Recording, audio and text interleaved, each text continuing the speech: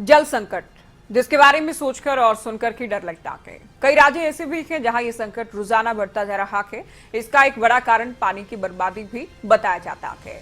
विश्व सूखा रोकथाम दिवस के मौके पर एक खास रिपोर्ट हम आपको दिखाने जा रहे हैं। जिस रिपोर्ट में हम बात करेंगे हरियाणा के करनाल की। जमीनी हालात क्या कुछ हैं, रूबरू करा रखे हैं हमारे संवाददाता हिमांशु नारंग। देखिए, 17 जून यानी विश्व मरुस्थलीकरण और सूखा रोकथाम दिवस। आज जो हम मुद्दा उठाने जा रहे हैं वो काफ़ी चिंता का विषय है। हरियाणा उन राज्यों में से एक है जहां जल संकट लगातार गहराता जा रहा है। पानी का स्तर भूमि के नीचे जा चुका है। ऐसे में हरियाणा के करनाल में क्या स्थिति है, देखिए इस रिपोर्ट में।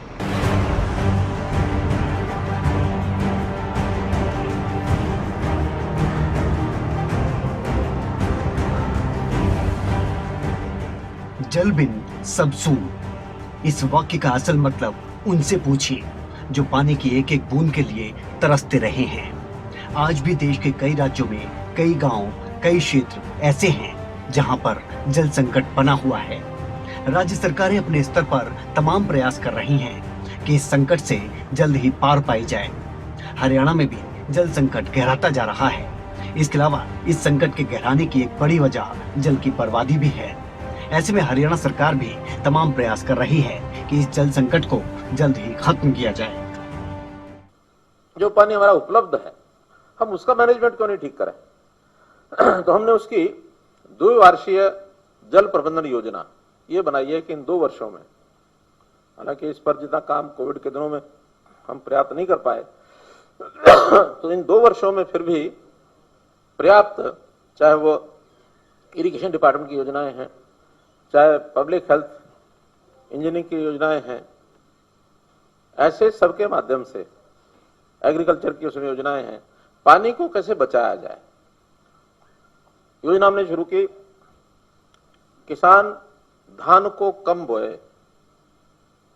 मेरा पानी मेरी विरासत, 7,000 रुपये प्रति एकड़ देने का यह काम किया हमने।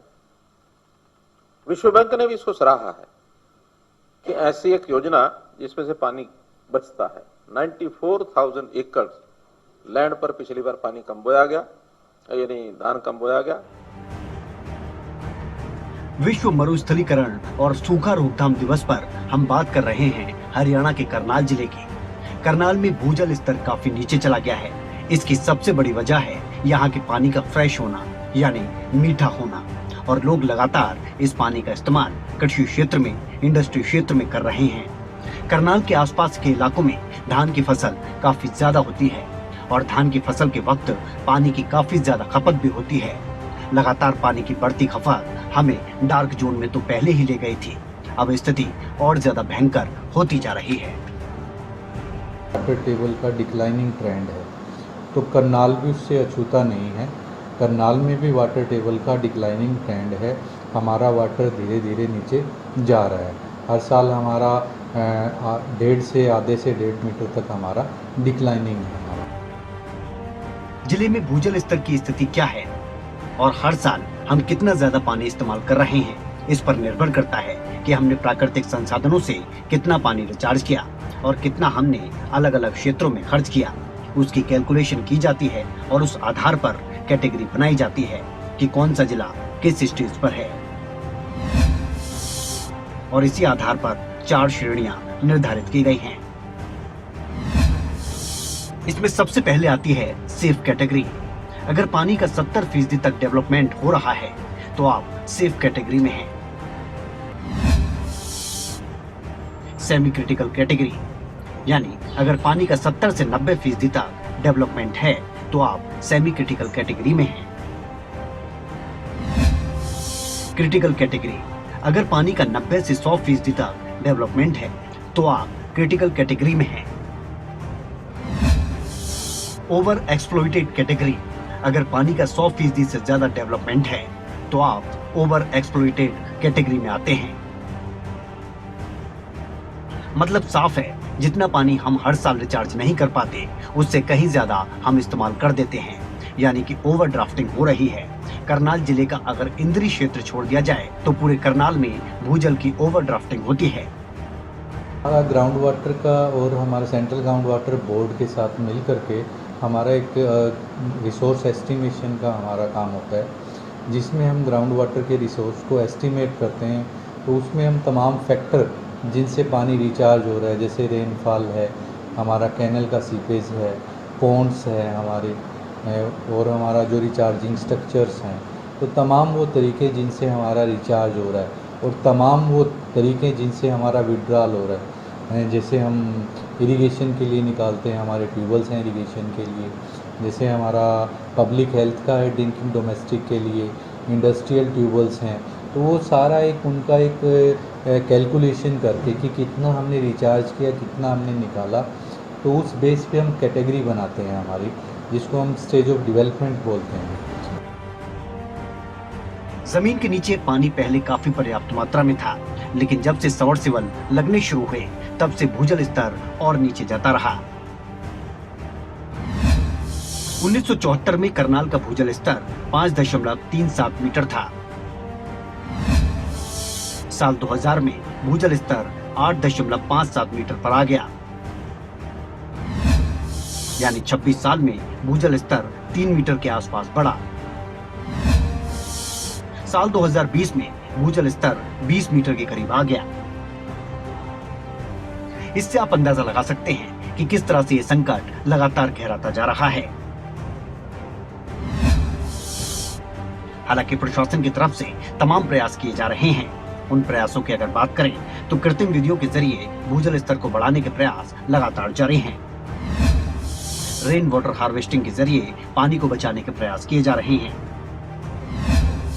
साथ ही खेतों में फव्वारा विधि, ड्रिप लगाकर और अंडरग्राउंड पाइप बिछाकर पानी बचाने के प्रयास किए जा रहे हैं। हरियाणा सरकार, हमारे विभाग एग्रीकल्चर की तरफ से बहुत सारी स्कीमें चला रही हैं और उनको इम्प्लीमेंट करने की अच्छी कोशिश की जा रही है।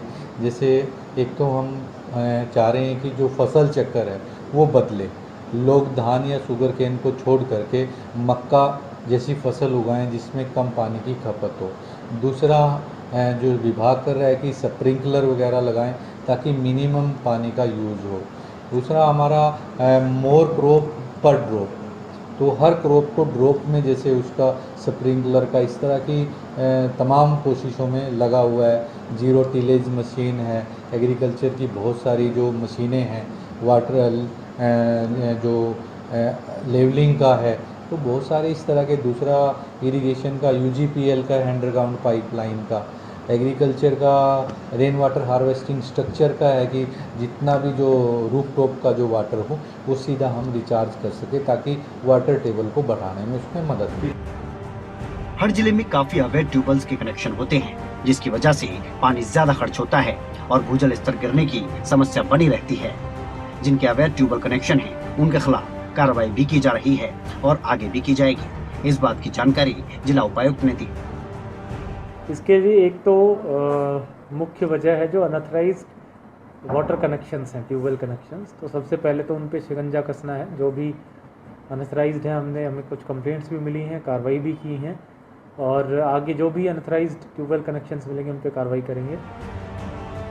वहीं दूसरी तरफ मेरा पानी मेरा विरासत योजना के तहत करीब 8,200 एकड़ जमीन का लक्ष्य रखा गया है, जहां धान के अलावा कोई और फसल लगाई जाए ताकि पानी की खपत कम हो और भूजल स्तर को नीचे जाने से रोका जा सके। सरकार धान के अलावा कोई और फसल, ज्वार, बाजरा लगाने पर प्रति एकड़ के हिसाब से मुआवजा भी दे रही है। ज़्यादातर जगह जिले में पैडी की यानी धान की खेती होती है, तो सरकार ने मेरा पानी मेरी विरासत नाम से स्कीम लॉन्च की है। उसमें हमें 8200 एकड़ का टारगेट मिला है। यानी 8200 एकड़ हमें ऐसे तैयार करने हैं जहाँ ट्रेडिशनली परंपरागत तरीके से धान की खेती होती है, लेकिन अब वो धान से चेंज होकर के बाजरा पे या ज्वार पे या किसी और फसल पे किसान जाए। तो उनको सरकार की तरफ से 7,000 रुपये का प्रोत्साहन राशि जो है देने की फैसला सरकार ने किया है। और पिछली बार भी लगभग 5,000 एकड़ के करीब इस तरह की ज़मीन धान से चेंज होकर के बाकी फसलों पे करनाल में गई थी। इस बार हमारा टारगेट लगभग 8200 एकड़ का है, वो भी हम कोशिश करेंगे। इसमें दोनों एग्रीकल्चर विभाग और हॉर्टिकल्चर विभाग दोनों इसमें नोडल डिपार्टमेंट्स बनाए गए हैं।